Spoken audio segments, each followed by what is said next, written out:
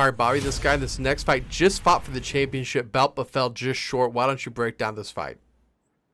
Deiveson Figueiredo versus Marlon Cheeto Vera. This is going to be a banger of a fight on this card. And yeah, I mean, I don't put too much stock in losses, in people's most recent fights, unless obviously it's a huge skid like Tony or Chiesa's on. But this is a very interesting fight because Figueiredo's moved up from 125, where he was very dominant and was the champion for a little bit in that division, and he's now bulked up to 135 at bantamweight. And he's had some success so far because he's coming off round two vicious sub of Cody Garbrandt. Fortunately, made quick work of Cody. Pieced up Rob Font over 3 rounds, got the decision there. So 2 fights in, bantamweight so far so good for Deiveson Figueiredo. And Marlon Cheeto Vera, he's a very well-rounded guy. He does have good striking unless he goes up against those truly elite strikers of the division, such as Sean O'Malley. Just wasn't able to take advantage of some of the opportunities he had in the first Sean fight, in which he was able to get the KO, TKO of Sean, wasn't able to get that calf kick going. I believe that first fight was also in the Apex, so a smaller cage always helps out an aggressive person like Vera. So, how do I see this fight playing out? Figueiredo is a very strong puncher. So far, it looks like his power has translated to bantamweight because the sub of Cody was set up off of putting him on his butt with a huge punch. And that's how he's able to lock up the sub. So that's always good to see.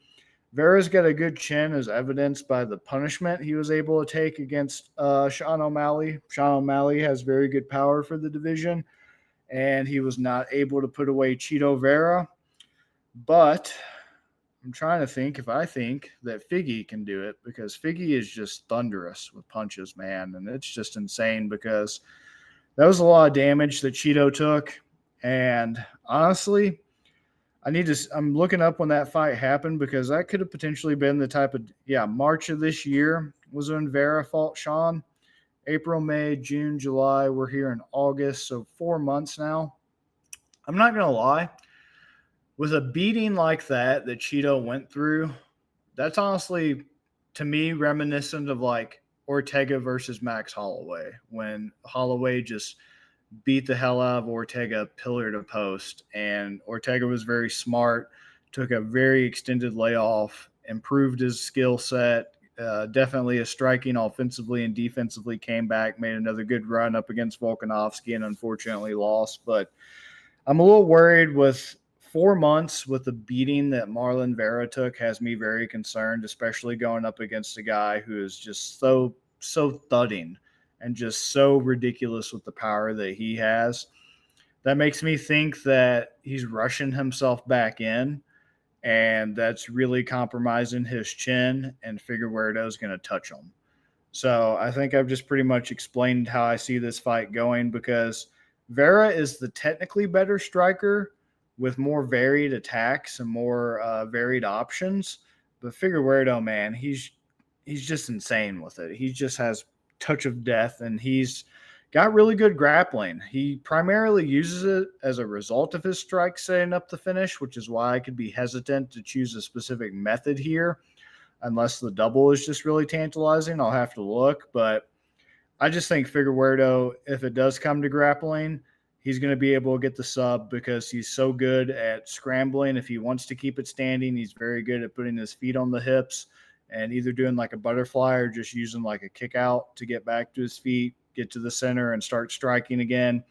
If he wants to decide to grapple, just look at what he did after he stunned Benavidez, Joseph Benavidez, and was able to get the rear naked choke. I believe it was twice against Benavidez in the 2 fights they had against each other. So, yeah, I'm going Figueiredo on this.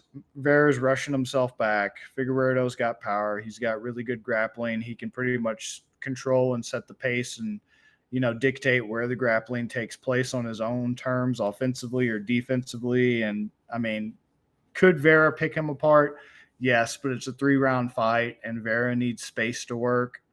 I think this is going to be in a full-size cage since it's on the road in Abu Dhabi. It's not in the apex where they use the 5% smaller apex cage. But still, nonetheless, Vera's just, I don't think he's going to be able to get it going, and definitely not over 3 rounds. He might maybe win 1 round, but then the damage is just going to add up really quick, and he's just going to get stunned. And I know O'Malley couldn't do it, but I just, in my gut, I feel like rushing back 4 months after the really brutal beating that he took and all the significant strikes he took is just a recipe for disaster at this point. So, especially when Vera's only a plus 120 and Figgy's at a minus 142. I'm very comfortable with that. That's a very close odds.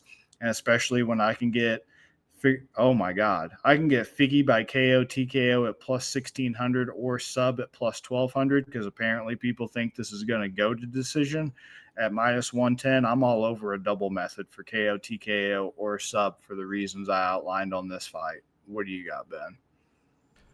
Man, I'm heavy on underdogs this card. Oh. And this is probably the one I'm least confident in. But I think the game plan with Marlon Vera in this fight is going to be just avoiding takedowns and just beat him in the striking game, which I think Marlon Vera can. I think Marlon Vera is probably one of the best strikers in the division. Looking at this fight, I think Figgy, he can win in so many ways that Marlon Vera can't. But he's going to have to beat him on the ground. And I just think with Marlon Vera, I think he can keep backpedaling, go forward when he needs to, block the takedowns, and just focus on just pop, pop, pop, pop, pop, just accumulation. I don't think it's probably, if he wins, I would say probably a decision win for Vera.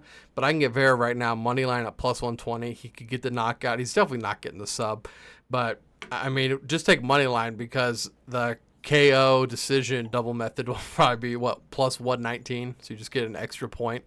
It's not worth it. Just take the Marlon Vera money line is what I'm on. Just if he can avoid the takedowns, I think he wins. And Figgy, again, I think Figgy's the better fighter. I just think Marlon Vera in this fight, he's coming back. He's going to have a vengeance. He had some time off, and he's going to be able to come in there. 37% of the bets, 41% of the money. So he's not a huge liability to Vegas either. I think Marlon Vera is able to just keep that distance and probably squeak out a decision.